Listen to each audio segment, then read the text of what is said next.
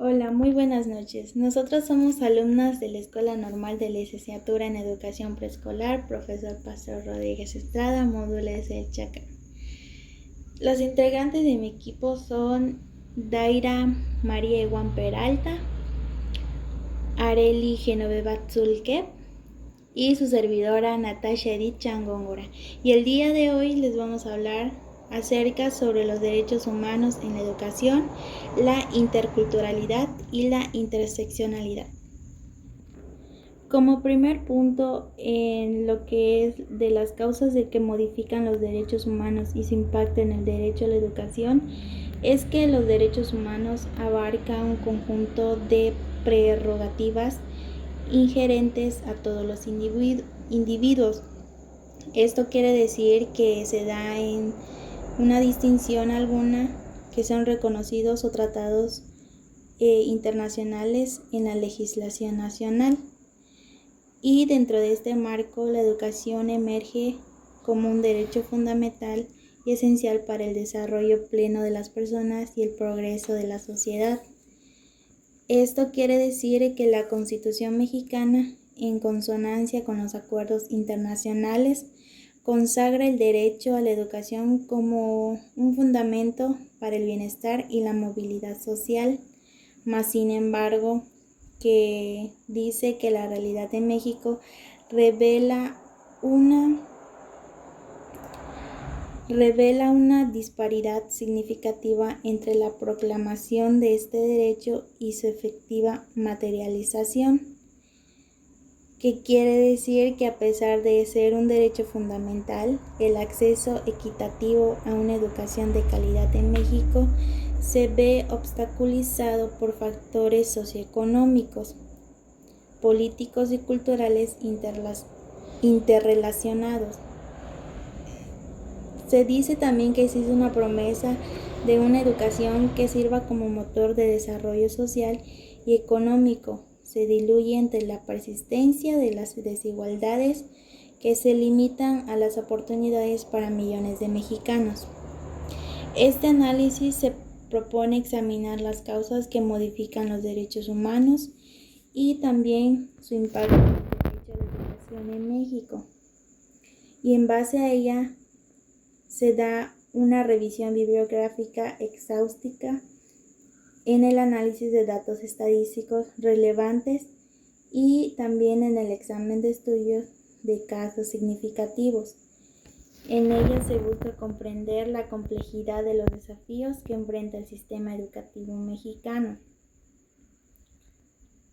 Hay un punto muy importante en las causas que modifican estos derechos, que viene siendo la desigualdad económica, caracterizada por la concentración de la riqueza, la persistencia de la pobreza extrema y la distribución desigual del ingreso, que constituye un obstáculo fundamental para la realización del derecho a la educación en México. Se revelan una brecha de ingresos alarmantes y se da un porcentaje significativo de la población viviendo en condiciones de pobreza, lo que se limita drásticamente sus oportunidades educativas.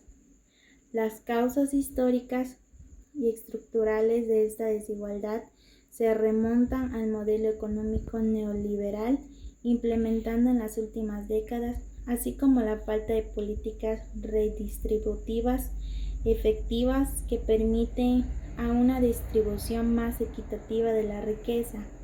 Esto se da en la situación que genera un círculo vicioso en el que la pobreza limita el acceso a una educación de calidad, lo que a su vez perpetúa la pobreza y restringe la movilidad social. Se da por la falta de recursos para útiles escolares, también como los uniformes, la economía para el transporte, la alimentación y el acceso a Internet y la tecnología, que son algunas de las barreras que enfrentan las familias de bajos ingresos para garantizar la educación de sus hijos. La deserción escolar, impulsada por la necesidad de trabajar para apoyar a la familia, y se convierte en una realidad para muchos niños y jóvenes, truncando sus aspiraciones y limitando su futuro. Otro punto que se da a reconocer son las decisiones políticas, que son adoptadas en materia educativa, que tienen un gran impacto directo en la calidad y la equidad del sistema. Los recortes hiperpuntuales, las reformas educativas mal implementadas y la falta de inversión en infraestructura son solo algunos ejemplos de cómo las decisiones políticas pueden afectar negativamente el derecho a la educación. También se da por la falta de inversión en infraestructura de la capacitación docente. También dice que en los programas educativos afecta especialmente a las zonas rurales y marginadas, en donde se encuentran las escuelas que carecen de los recursos básicos para ofrecer una educación de calidad. Las políticas educativas neoliberales se han promovido por la privatización y la mercantilización de la educación, creando un sistema de doble vía, donde los ricos tienen acceso a una educación de calidad y los pobres a una educación precaria. Se menciona que en la falta de transparencia y rendición de cuentas en la gestión de los recursos educativos facilita la corrupción y el desvío de fondos, lo que agrava aún más la situación, y es necesario fortalecer los mecanismos de control y supervisión para que se puedan garantizar que los recursos se utilicen de manera eficiente y transparente. También un punto importante es sobre la discriminación estructural, que se dice que en ella son prejuicios históricos y culturales, en donde se manifiestan lo que es la exclusión y la marginación de diversos grupos sociales, limitando su acceso a una educación de calidad. Sobre las comunidades indígenas, también en las comunidades rurales y en las personas con discapacidad, entre mujeres, migrantes y personas de la LGBT. Enfrentan barreras adicionales que se dificultan con su participación en plena del sistema educativo. Algunos datos de la Encuesta Nacional sobre Discriminación revelan la persistencia de actitudes discriminatorias y la desigualdad en el acceso a la educación para estos grupos. El racismo, el clasismo, el sexismo y la homofobia son algunos prejuicios que perpetúan la discriminación y también que limitan las oportunidades de aprendizaje y desarrollo. Esto se debe a que la falta de programas educativos culturalmente relevantes son algunos de los desafíos que enfrentan las comunidades indígenas, que son para preservar su lengua y cultura en el sistema educativo, que son las personas que se encuentran con alguna discapacidad y que también enfrentan barreras físicas y actitudinales que dificultan su acceso, permanencia y éxito en las escuelas. Y es necesario implementar políticas públicas que promuevan la inclusión educativa y combatan la discriminación en las escuelas, garantizando un ambiente seguro y respetuoso para todos los estudiantes.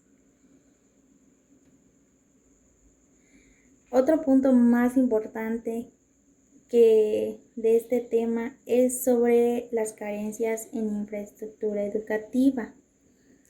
En esta parte nos dice que las carencias son la falta de aulas, baños, electricidad, agua potable y mobiliario adecuado, que afectan la calidad del aprendizaje y la salud de los estudiantes. Las escuelas en mal estado son una realidad en muchas comunidades marginadas, donde las condiciones precarias dificultan el proceso de enseñanza y aprendizaje. La falta de higiene, la exposición a riesgos ambientales y la desmotivación de los estudiantes son algunas de las consecuencias de la falta de la infraestructura, que son la falta de inversión, la corrupción, la mala gestión y la falta de mantenimiento. Son algunas de las causas de esta situación y es necesario que se implementen programas que mejoren la infraestructura educativa, garantizando un ambiente seguro y saludable para los estudiantes.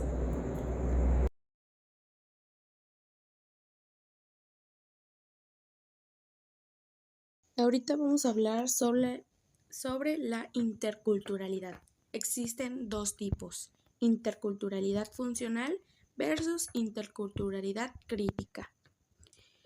En la interculturalidad funcional, la demagogia, está el enfoque folclórico. Se limita a la celebración de la diversidad cultural a través de elementos visibles como trajes, danzas, festividades y gastronomía. También está la ausencia de transformación. No cuestiona la estructura de poder ni las desigualdades socioeconómicas o políticas. Su objetivo es gestionar la diversidad y promover la cohesión social sin modificar el estatus instrumento de Estado. A menudo es adoptada por el Estado como una estrategia para controlar el conflicto étnico y proyectar una imagen de inclusión, dejando intactos los sistemas coloniales y capitalistas que generan la exclusión. El enfoque folclórico y superficial. La interculturalidad funcional o neoliberal es la versión promovida por el Estado y algunas instituciones que no cuestionan la matriz colonial del poder. La exhibición cultural. Se enfoca en lo exótico y lo visible, muestras de gastronomías, festividades y artesanías. Menciona también el caso de Campeche, donde la identidad indígena se enfoca en estos elementos. El efecto. Esto genera una falsa sensación de inclusión. Se celebra al indígena por su cultura, pero se le sigue excluyendo del poder, la justicia y la economía. La diversidad se convierte en un activo o un producto turístico, no en un poder principal de la equidad. Los académicos señalan que esta forma de interculturalidad es una nueva estrategia de dominación y un mecanismo para controlar el conflicto étnico, en lugar de transformar, buscar la cohesión social para que el modelo económico y político hegemónicos no se vea afectado. El problema estructural. Se ignoran las problemáticas reales que ustedes subrayan. Pérdida de lenguajes indígenas, exclusión educativas, falta de accesos y servicios y justicias, limitando reconocimiento de derechos colectivos.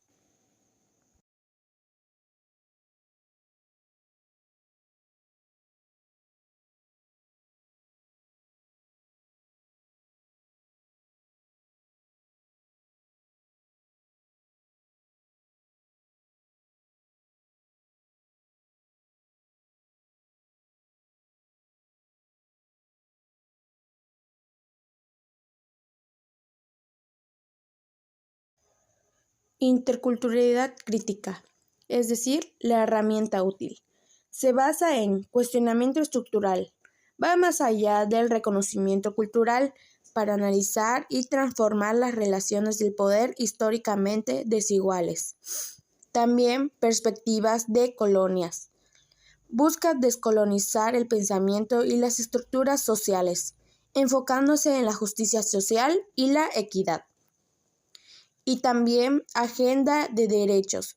Su meta es garantizar el ejercicio efectivo de derechos, como el acceso a la justicia, la participación política y fundamente los derechos lingüísticos. Una perspectiva estructural y decolonial.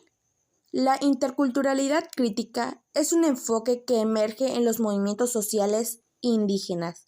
Su objetivo es ir más allá del encuentro de culturas para analizar las relaciones del poder que históricamente ha subordinado a ciertos grupos. Crítica radical.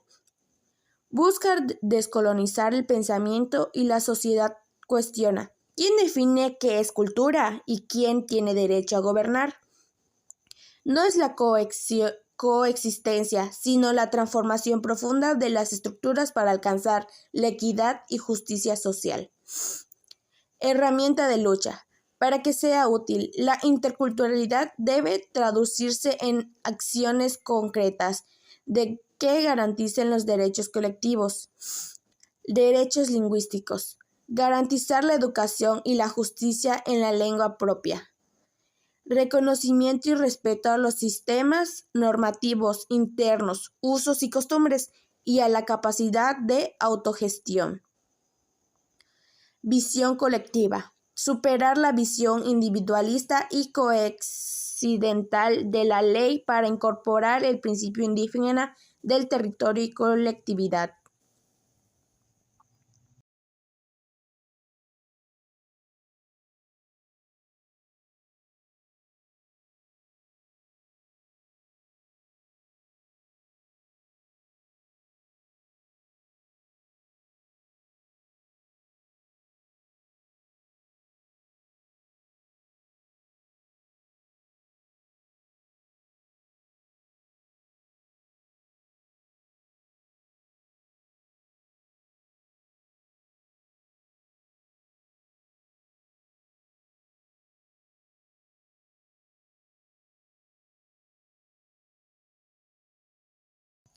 La brecha legal y política. La Constitución Política de México reconoce la nación como pluriculturalidad. Artículo 2. Lo que sienta las bases para que la interculturalidad efectiva. Sin embargo, la aplicación de la ley a menudo genera una desventaja jurídica. Se observa que las políticas educativas, educación intercultural bilingüe y de justicia no logran ser efectivas. Hay déficit de maestros bilingües, currículos inadecuados y una persistente invisibilidad del indígena en el sistema. La lucha por la praxis. Cuando se aplica desde el Estado de manera superficial es demagogia, cuando es apropiada por sus pueblos indígenas para demandar autonomía, respeto a su organización política comunal y acceso a la justicia y educación en su lengua, se convierte en una herramienta útil y transformadora. Invisibilización de los pueblos indígenas en el sistema educativo. Falta de personal docente y bilingüe y lingüísticamente adecuado de las comunidades, lo que impide el ejercicio del derecho a aprender en la propia lengua. Y énfasis de la castellanización en el pasado, lo que contribuyó a la pérdida de lenguas. La inculturalidad crítica es vista como un pilar fundamental de la equidad étnica y una herramienta para que los pueblos indígenas incorporen sus luchas e identidades en los ámbitos sociales y políticos, transformando el concepto de democracia.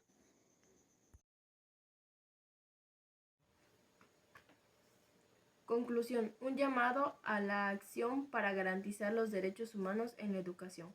Garantizar los derechos humanos, especialmente el derecho a la educación, es un desafío que requiere más que palabras.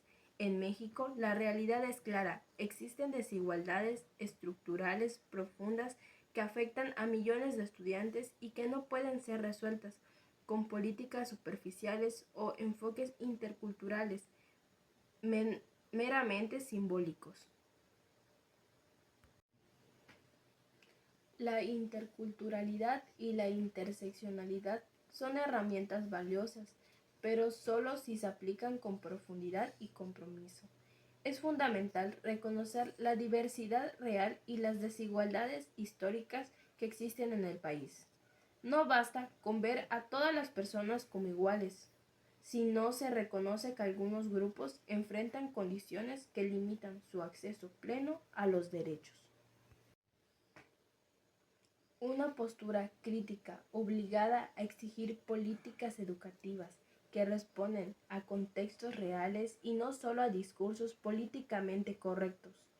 Es hora de ir más allá de la retórica y tomar acciones concretas para garantizar que todos los estudiantes, sin importar su origen, género, orientación sexual, discapacidad o condición social, tengan acceso a educación de calidad.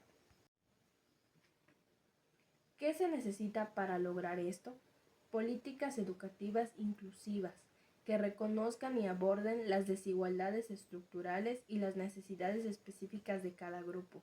Compromiso real de los gobiernos, instituciones y sociedad civil para implementar políticas y programas que promuevan la igualdad y la justicia. Participación activa de las comunidades y los grupos marginados en la toma de decisiones y la implementación de políticas educativas. Monitoreo y evaluación constante de las políticas y programas para asegurarse de que estén funcionando y de que se estén alcanzando los objetivos. No podemos seguir permitiendo que las desigualdades estructurales sigan afectando a millones de estudiantes en México. Es hora de tomar acción y garantizar que todos tengan acceso a una educación de calidad y a los derechos humanos fundamentales.